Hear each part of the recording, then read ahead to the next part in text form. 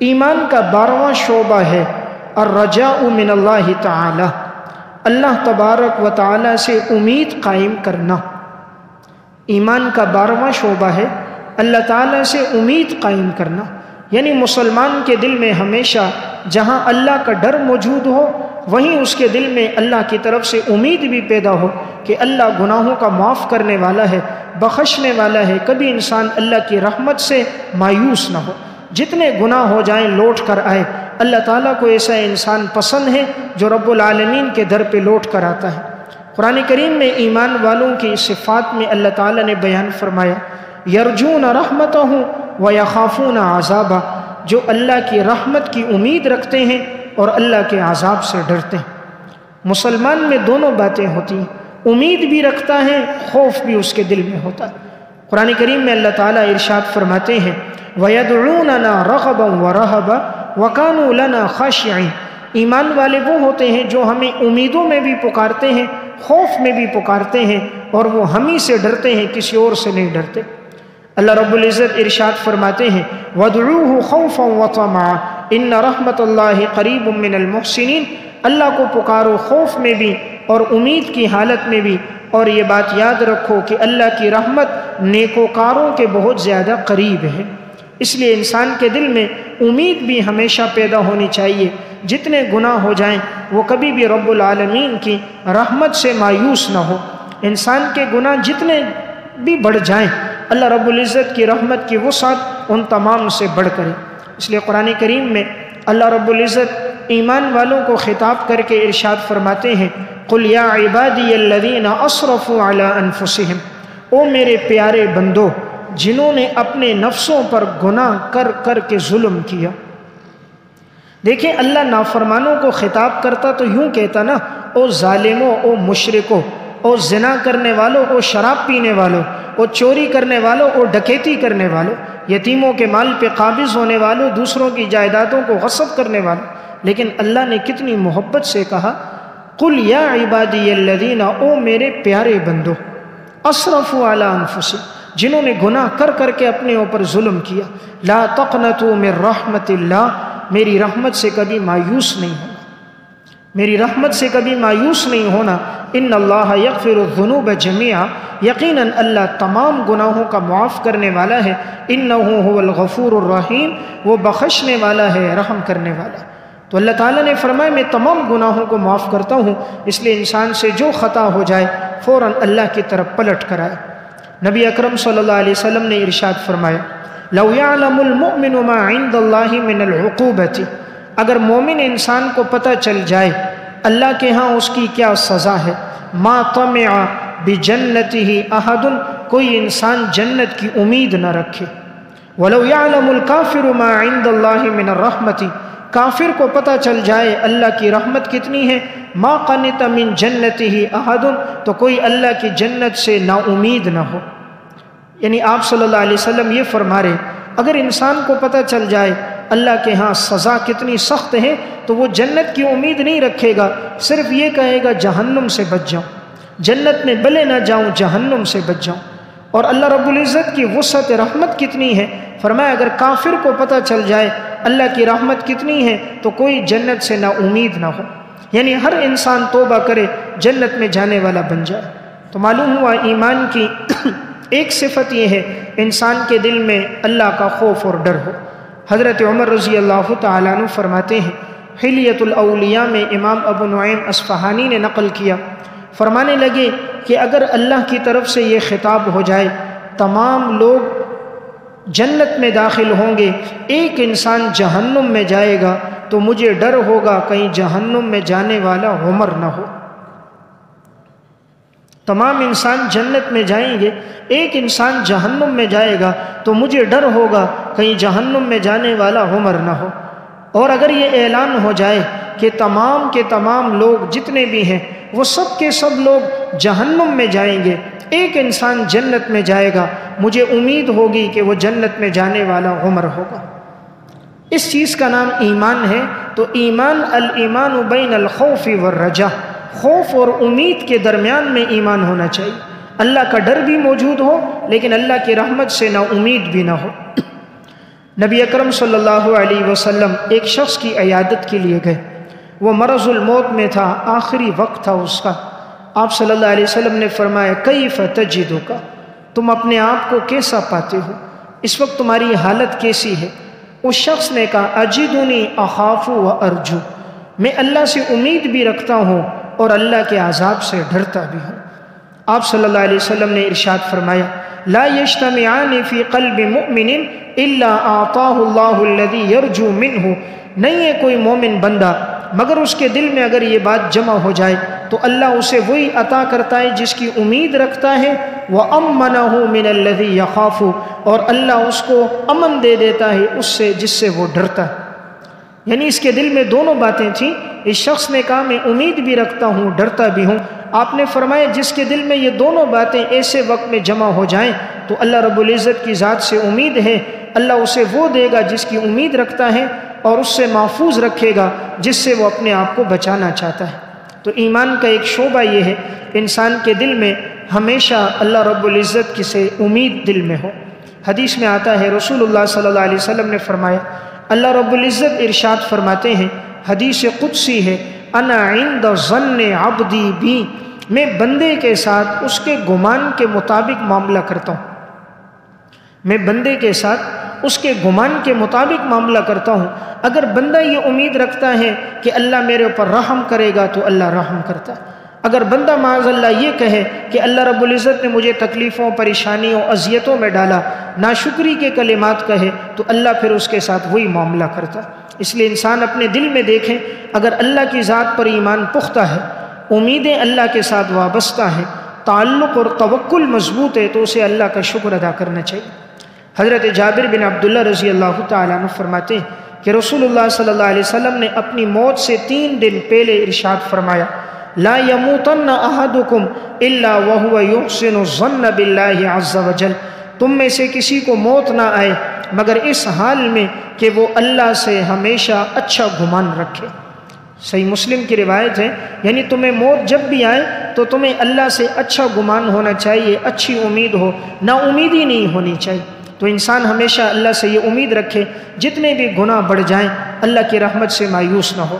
نبی اکرم صلی اللہ علیہ وسلم نے فرمایا کہ اللہ رب العزت ارشاد فرماتے ہیں، حدیث قدسی ہے، یا ابن آدم انک ان لقیتنی بقراب الارض خطایا بعد الا تشرک بی شیئا، ابن آدم اگر تو گناہ کرے، اتنے گناہ کرے کہ ساری زمین کو گناہوں سے بھر دے لیکن تو نے میرے ساتھ کسی کو شریک نہ ٹھہرایا ہو، القاک بقرابہا مغفرتاً، میں تجھ سے اس حال میں ملوں گا کہ زمین کے برابر میری تیرے لیے بخشش ہوگی۔ اول تو اتنے کوئی گناہ نہیں کر سکتا کہ وہ ساری زمین کو اپنے گناہوں سے بھر دے۔ اللہ رب العزت فرماتے ہیں اگر تم اتنے گناہ کرو، ساری زمین گناہوں سے بھر جائے، لیکن اگر تم میری طرف لوٹ کر آؤ اور تم نے شرک نہ کیا ہو، میں تمہارے سارے گناہوں کو معاف کر دوں گا۔ اللہ رب العزت فرماتے ہیں یا ابن آدم انک ان تذنب حتی تبلغ ذنوبک عنان السماء، اے ابن آدم اگر تو گناہ کرے اور تیرے گناہ آسمان کی چھت تک پہنچ جائیں، اتنے گناہ کوئی نہیں کر سکتا کہ گناہ کرتے کرتے آسمان کی چھت تک اس کے گناہ پہنچ جائیں۔ فرمایا اگر بالفرض تجھ سے اتنے گناہ ہو جائیں، ثم تستغفرونی غفرت لک ولا ابالی، تو مجھ سے اگر اپنے گناہوں کی بخشش طلب کرے گا میں تجھے معاف کر دوں گا اور مجھے کوئی پرواہ نہیں ہوگی۔ تو اللہ رب العزت کی وسعت رحمت بہت زیادہ ہے، اس لیے انسان کبھی بھی اللہ کی رحمت سے نا امید نہ ہو۔ صحیح بخاری کا ایک واقعہ ہے، رسول اللہ صلی اللہ علیہ وسلم نے پہلے کا ایک واقعہ تذکرہ فرمایا گزشتہ زمانے میں ایک شخص گزرا، اس کے جب انتقال کا وقت قریب آیا اس نے اپنے بیٹوں کو ایک نصیحت کی، بیٹوں سے یہ کہا کہ جب میرا انتقال ہو جائے تو تم لوگ مجھے جلا دینا، جلانے کے بعد تم میرے جسم کی جتنی راکھ ہوگی اس کو پیس دینا، پیسنے کے بعد اس کو ہواؤں میں بکھیر دینا، سمندروں میں ڈال دینا۔ اس وجہ سے کہ میں بڑا گناہگار آدمی ہوں، میں کس طرح اللہ رب العزت کا سامنا کروں گا، اللہ کے سامنے کیسے کھڑا ہوں گا، میری زندگی گناہوں میں گزری۔ اس نے اپنے بیٹوں کو یہ نصیحت کر دی، چنانچہ بیٹوں نے اسی طرح کیا۔ باپ کا انتقال ہوا، بیٹوں نے باپ کو آگ لگا دی اور اس کے ذرات کو جمع کر کے اس کو پیسا اور پھر ہواؤں میں اس کو بکھیر دیا۔ آپ صلی اللہ علیہ وسلم ارشاد فرماتے ہیں اللہ رب العزت نے اس کے تمام ذرات کو جمع کر کے دوبارہ اس کو انسان بنا کے اپنے سامنے کھڑا کیا۔ اللہ تعالیٰ نے اس شخص سے پوچھا ما حملک علی ما فعلت، تجھے کس چیز نے ابھارا اس پر جو تو نے یہ کیا، یعنی تو نے یہ کیوں وصیت کی کہ میرے جسم کو جلا کے راکھ کر دو؟ اس شخص نے آگے سے اللہ رب العزت سے فرمایا خشیتک یا ربی، اے اللہ تیرے ڈر کی وجہ سے میں نے کیا، تیرا ڈر میرے دل میں موجود تھا، میں گناہ گار ہوں اس لیے میں نے یہ بات کی۔ اللہ رب العزت نے فغفر لہ، اس شخص کو معاف کر دیا۔ تو اللہ رب العزت کی رحمت بڑی وسیع ہے، تو اس شخص کے دل میں اللہ کا ڈر موجود تھا، اللہ کے لیے امید بھی تھی، تو اللہ نے اس کے گناہوں کو معاف کر دیا۔ اس لیے انسان سے جتنی بھی خطائیں ہو جائیں وہ اللہ رب العزت کی رحمت سے کبھی بھی مایوس نہ ہو، اللہ کے ساتھ اس کا تعلق مضبوط ہو۔ حضرت حنظلہ رضی اللہ تعالیٰ عنہ صحابی رسول ہے، ایک مرتبہ فرمانے لگے، گھر کے اندر جب آئے، گھر والوں سے ملے، بیوی بچوں سے بات چیت کی، وہاں سے باہر نکلے تو کہنے لگے حنظلہ منافق ہو گیا،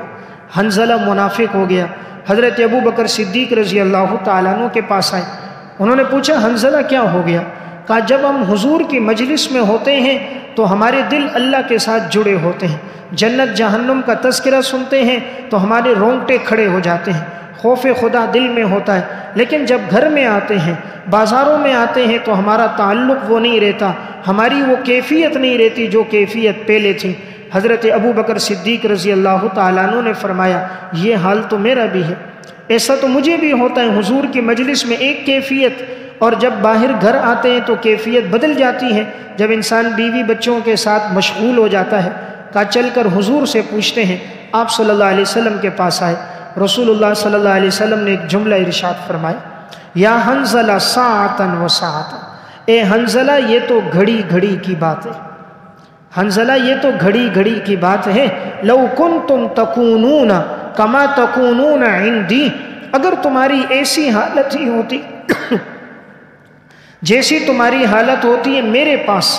اگر گھروں میں بھی بازاروں میں بھی تمہاری ایسی کیفیت ہوتی جیسی تمہاری میری مجلس میں ہوتی ہے، لصافحتکم الملائکۃ فی بیوتکم وعلی فرشکم، تو ملائکہ اتر کر تم سے مصافحہ کرتے تمہارے گھروں میں اور تمہارے بستروں پر۔ یعنی ہر وقت اگر یہ کیفیت ہوتی تمہاری جو میری مجلس میں ہوتی ہے تو تمہارا مقام تو اتنا بلند ہوتا، آسمان کے معصوم فرشتے تم سے ملاقات کرنے کے لیے زمین پر آتے اور تم سے مصافحہ کرتے تمہارے گھروں میں اور بستروں پر۔ یا حنظلہ ساعتن و ساعتن، اے حنظلہ یہ تو گھڑی گھڑی کی بات ہے، یعنی یہ تو کیفیت کی بات ہے۔ تو دیکھیں صحابہ اکرام جنہیں جنت کے پروانے دنیا میں مل گئے،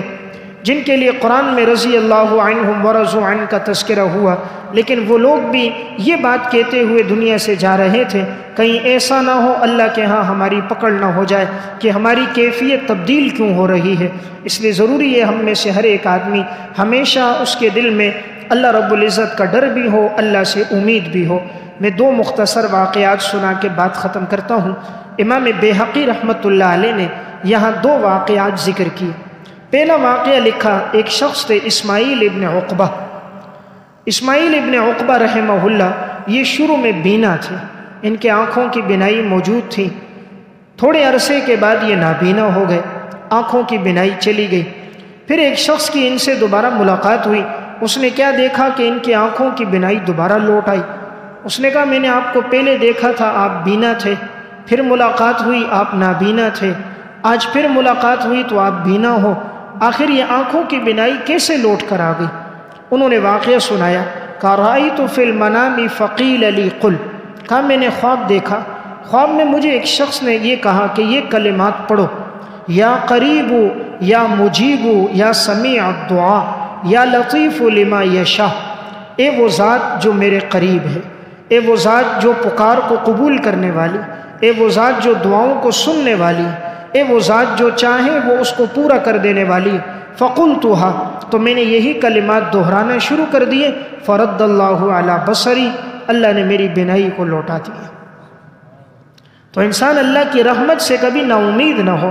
بینائی دینا بھی اللہ کی قدرت میں ہے، بینائی کا سلب کر دینا بھی اللہ کے امر سے ہے۔ اس لیے آج ہم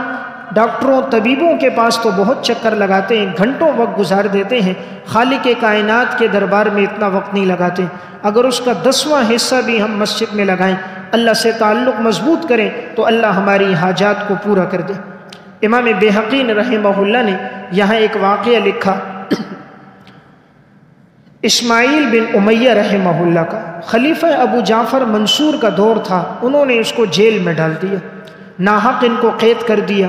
یہ کہتے ہیں جب مجھے جیل خانے لے جایا جا رہا تھا تو میں نے دیکھا ایک دیوار پہ یہ کلمات لکھے ہوئے تھے،